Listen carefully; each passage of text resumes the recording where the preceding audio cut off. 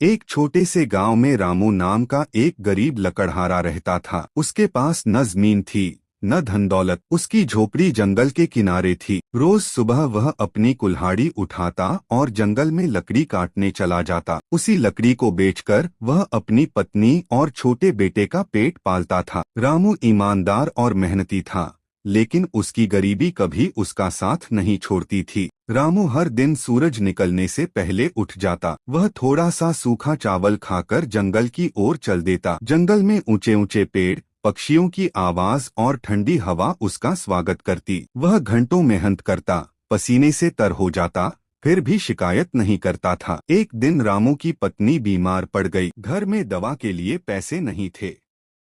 रामू बहुत चिंतित हो गया।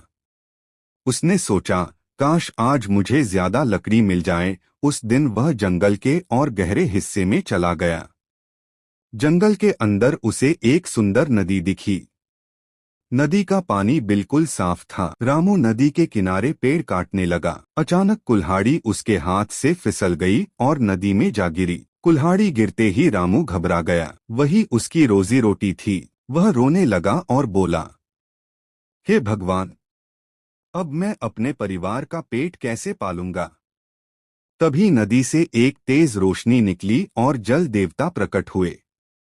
उन्होंने पूछा, वत्स, तुम क्यों रो रहे हो? रामू ने सारी सच्चाई बता दी। जल देवता नदी में डुबकी लगाकर एक सोने की कुल्हाड़ी लेकर आए। क्या यह तुम्हारी है? रामू ने सिर झुकाकर कहा, नहीं महाराज, यह मेरी नहीं है। फिर देवता चांदी की कुल्हाड़ी लेकर आए। रामू ने फिर मना कर दिया, यह भी मेरी नहीं है। अंत में देवता उसकी लोहे की कुल्हाड़ी लेकर आए। रामू खुशी से बोला, हाँ महाराज, यही मेरी कुल्हाड़ी है। जल देवता रामू की ईमानदारी से बहुत प्रसन्न हुए।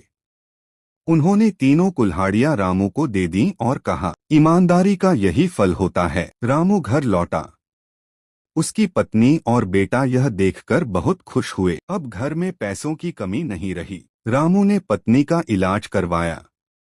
पूरे गांव में रामू की कहानी फैल गई। लोग उसकी ईमानदारी की तारीफ करने लगे। बच्चे उसे अपना आदर्श मानने लगे। रामू का एक पड़ोसी था, श्याम। वह बहुत लालची था। उसने सोचा, अगर मैं भी नदी में कुल्हाड़ी गिरा दूं तो मुझे भी सोना मिलेगा। श्याम जानबूझकर अपनी कुल्हाड़ी नदी में फेंक देता है और जोर जोर से रोने लगता। जल देवता प्रकट होते हैं और सोने की कुल्हाड़ी दिखाते हैं। श्याम झूठ बोलता है, हाँ, यही मेरी है। जल देवता क्रोधित हो जाते हैं। वे श्याम की असली कुल्हाड़ी भी वापस नहीं देते और अदृश्य हो जाते हैं। श्याम खाली हाथ घर लौटता है। उसे अपनी गलती का एहसास होता है। वह रामू से माफी मांगता है। रामू श्याम को माफ कर देता है और उसे मेहनत व ईमानदारी का रास्ता दिखाता है। समय के साथ रामू का परिवार सुखी हो जाता है। वह गांव के बच्चों को सच्चाई और मेहनत की सीख देता है। इस कहानी से हमें यह सीख मिलती है कि ईमानदारी का फल हमेशा मीठा होता है और लालच हमेशा नुकसान देता है।